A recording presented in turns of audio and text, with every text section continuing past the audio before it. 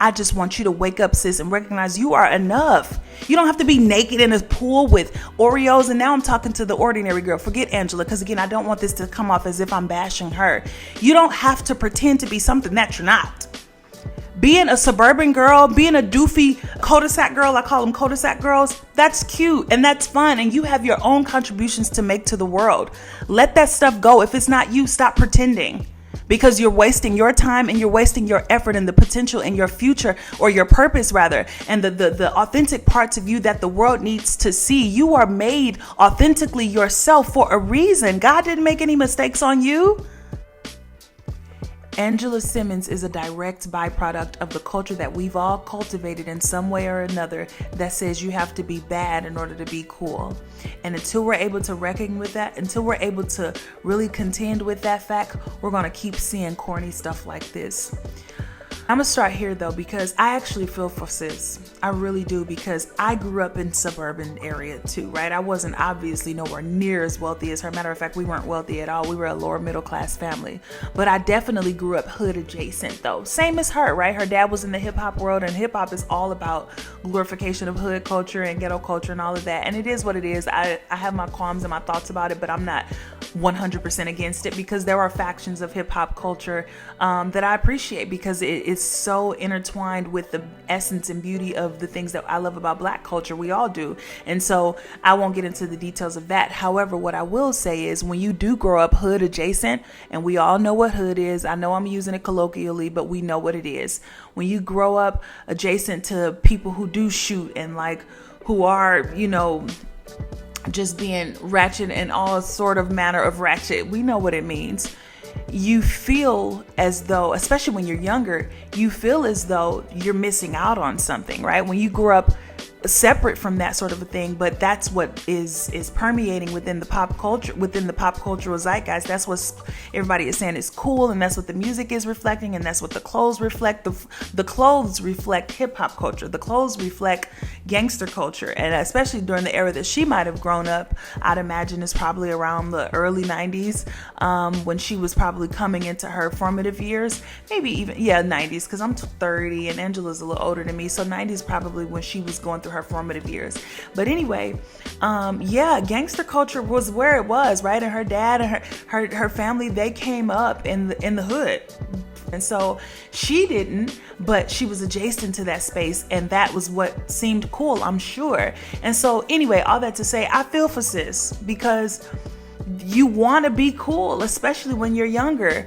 And then not only do you want to be cool, but everybody around you is probably saying you're not cool if you don't talk like that, if you aren't as hood, right? And if you don't come off as hood like that. I get that plight so much. I was called everything from Meliella to all the stuff that I was called. I can't even remember all of it. But nonetheless, at some point you grow out of it and you recognize that, no, those were children that were suppressed and oppressed by a system that they didn't understand, right? And so that was all byproducts. Their criticisms of you about saying maybe you're too white, or maybe you act too this, or you too that, and you're not hood enough, you're not Black enough. That was all out of ignorance. And so I know there are so many people who are angry at those people who maybe tease them for acting white or talking white or whatever, all the crap that we used to hear. But you realize now, once you get older, that that's out of ignorance, and I would never try and portray myself or act as though I am actually from those spaces. I come up from now I'm speaking for Angela, girl, you come from a rich family. Girl, you come from a family that could buy 17 hoods 17 times over. I'm sick of it. Stop pretending to be something that you're not. Because first of all, those people would kill to be in the position that you're in. Stop cosplaying ghetto culture. First of all, she is the perfect example of it's cringe and it's weird and it's destructive. You're cosplaying a culture that is literally destroying people's lives. And also, if you want to be super pro-Black and actually care about Black people, you'd recognize that this was a culture that was also socially engineered. It was a culture born out of oppression. It was a culture born out of pain. Why are we trying to hold on with dear life to cultures and byproducts of things that were born out of trauma and pain? It doesn't make sense. Why are you walking around toting a gun? Girl, are you all right? Are you all right? No, we're not all right. We're not all right. And so this isn't even about Angela Simmons. I mean that with every fiber of my being. I love her. She's my sis. Grew up watching Run's House with her, growing up with Vanessa and all of that. Her pastry shoes. Y'all remember that? I grew up with all of that. So I have no qualms with her. She is just a perfect example of why we need to rid ourselves of this nonsense, of this cosplaying of ghetto culture. You are rich. You date a rich man. Well, actually, I'm not even going to get into all of that, because who she dates is her business. Who she messes around, like what she engages in, is her business. However, I just want you to wake up, sis, and recognize you are enough. You don't have to be naked in a pool with Oreos. And now I'm talking to the ordinary girl. Forget Angela, because again, I don't want this to come off as if I'm bashing her. You don't have to pretend to be something that you're not. Being a suburban girl, being a doofy cul-de-sac girl, I call them cul-de-sac girls, that's cute and that's fun. And you have your own contributions to make to the world. Let that stuff go. If it's not you, stop pretending, because you're wasting your time and you're wasting your effort and the potential and your future, or your purpose rather, and the authentic parts of you that the world needs to see. You are made authentically yourself for a reason. God didn't make any mistakes on you. And so this is my overarching message for all people, especially young black girls. Hear me good. Young black boys, young black children. You don't have to pretend to be hood.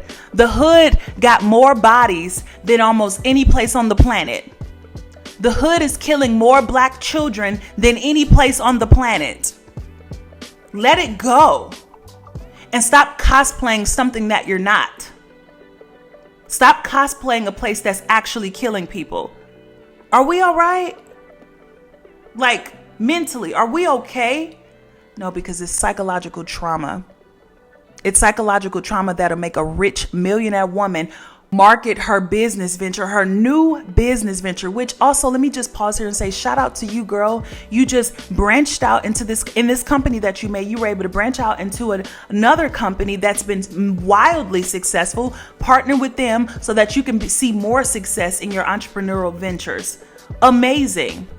So the way that you market it is to be naked in a bathtub with Oreos.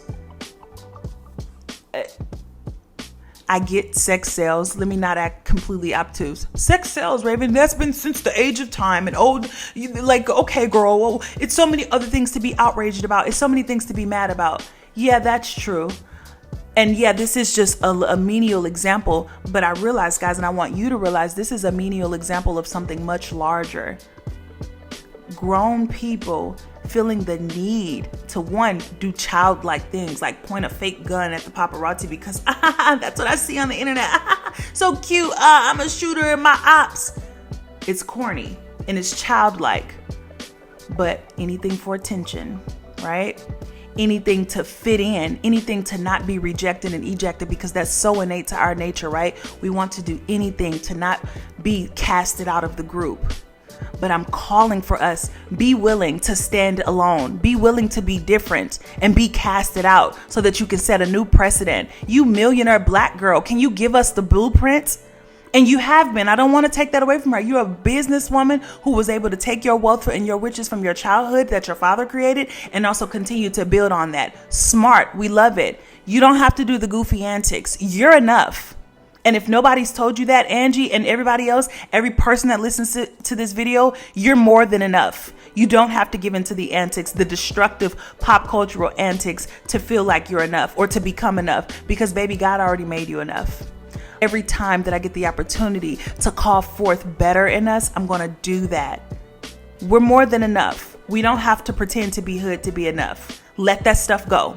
It's killed enough people. So don't let it kill more people and also your reputation. The hood will keep killing people because that's just the nature of it, right? But what I want to do is draw people out of it as much as possible. I want to keep calling people out of it as much as possible to the point where it won't have any more black children to kill, proverbially or literally. All right, guys. Peace.